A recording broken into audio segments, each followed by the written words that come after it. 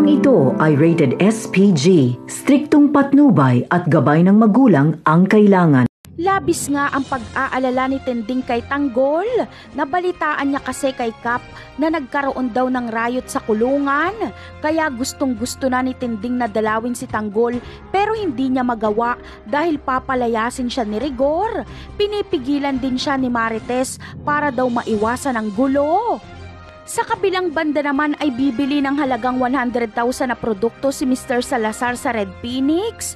Ngunit hindi pinagbigyan ni Ramon ang Red Phoenix na makautang ng produkto.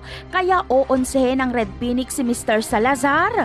Kukunin lang ng Red Phoenix ang pera ni Mr. Salazar at wala siyang ibibigay na droga dito. Mamamatayan pa si Mr. Salazar ng tauhan na itinuturing niyang pamilya. Kaya galit na galit siya sa Red Phoenix. Tatawagan niya si Espinas para ipapatay ang Red Phoenix. Napakalaking halaga ang ibinayad niya kay Espinas. Samantala, hindi naman magdadalawang isip si Tanggol na ubusin ang Red Phoenix. Alam niya kasing mga salot ito sa lipunan. Malinis ang magiging trabaho ni Tanggol. Siguradong sapul dito si Angkong dahil siya ang kailangang mamatay dahil siya ang pinuno ng kanilang grupo. Napakarami pa nating dapat abangan sa mga susunod na episode ng Batang Quiapo. Paalam!